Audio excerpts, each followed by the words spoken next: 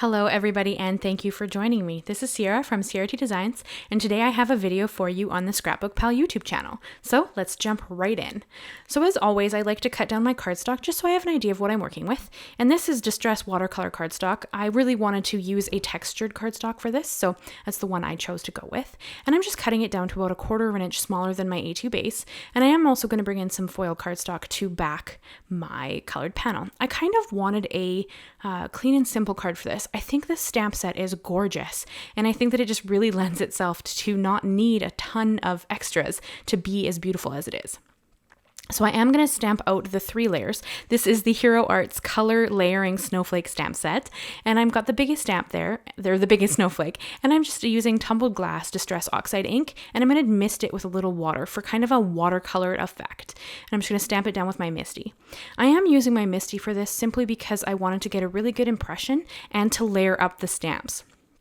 You could use a stamp block if that's something you're more comfortable with, but I chose to go with a Misti. And I am going to heat set every layer in between, and I just brought in my Ranger heat tool for that. So for the second snowflake layer, I am going to use Stormy Sky Distress Oxide ink, and again, mist it with water just to create kind of a looser watercolor effect. And I think that the cold pressed textured paper really lends itself well to this technique. And again, I do dry it in between the layers. And then here I have the third and final snowflake in the set, and this is going to be stamped in chipped sapphire. And again, I'm going to mist it with water to create that same kind of effect. And I did choose to dry it in between each layer just because I didn't want them to blend together so much as just create a bit of a watercolored effect.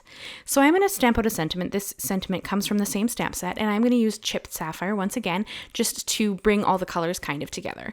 I really wanted to stick with blues and a bit of silver to kind of kick it up a notch. So I didn't really introduce any more colors. So I did stamp it twice because it is going to be on the same cardstock I used for my snowflake, just for color consistency and because I had a scrap piece left. And I'm going to trim that down to be a pretty thin label. I am going to mat it on a piece of silver cardstock as I did the snowflake one, just to create more layers. I think that it looks really pretty with the extra silver layers behind it. So this is actually my last video for Scrapbookpal. I can't believe it's already been a year. It's gone by so quickly. So if you want to check me out, I am Ciara T Designs on YouTube. You can come over and see what else I am making.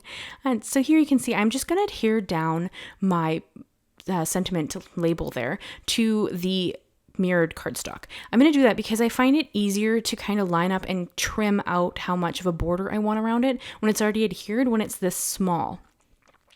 That's just my preferred way to do it. I mean, if you can eyeball it or anything like that, by all means, but I tend to not eyeball cutting as much as I should, maybe, because I'm always worried I'm not going to get it done properly. And I am bringing in my Barely Art glue, and I'm going to adhere it down to my mirrored panel. And of course, you could have die cut something out of the center of the mirrored panel, not to waste the mirrored cardstock, if that's something you prefer to do. I tend to like to leave it just because I'm always worried that I'm not going to get the same consistency of layers, if that makes sense. But by all means, do what you want to do to with your crafty products. And then here I'm going to trim it out with my my trimmer, and I just lined it up kind of to the side there, and just I am kind of eyeballing the trim there, but I'm pretty sure that it looked pretty good, so I kind of went with it. And I am going to add some foam squares to the back of this sentiment just to pop it up a little bit more. There's very little dimension actually on this card. As you can see, the snowflake is flat.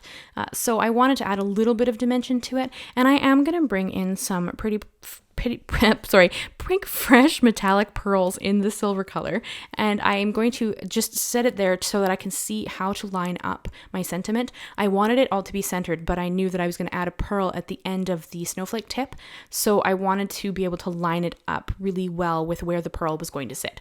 So I did just set it there so that I'd know kind of what I'm trying to line up to. I mean, you could get out a ruler or whatever you need to do to kind of line this up better. Excuse me, I am going to eyeball it, however, a little bit and just have that pearl there so that I can kind of tell how much room I need on the bottom to kind of have it centered equally within the space. But again, I mean, if you don't want to fuss with that, you could absolutely put it down to the right bottom corner, or, something different just to add a little bit of a different look to the card. But I really kind of wanted to center it to kind of keep this very symmetrical. And that's kind of what I was thinking when I was building this. I think that this turned out stunning. I think that this stamp set is just so, so beautiful. And you could do this in so many colors.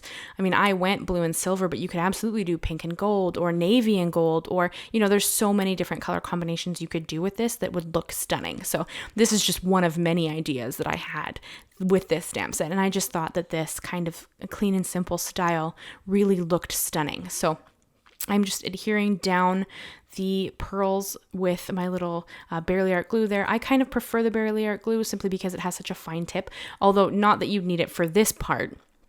I'm actually adhering the panel down to the base there. And sorry, my camera is going a little weird. I got a new camera and I'm just kind of working with the settings to kind of get it to be right. So I'm a little bit out of frame a little bit here and it goes a little bit hazy. So sorry about that. But I did get this card filmed and I think it turned out stunning. I would love to know what you guys think. If you'd leave us a comment, leave us a like, reach out and tell me what you think of the card, and make sure you subscribe to the channel. There's so many amazing creators on this channel and I cannot wait to see what the future holds for the next team. So thank you so much, guys, and I cannot wait to see you again. Bye-bye for now.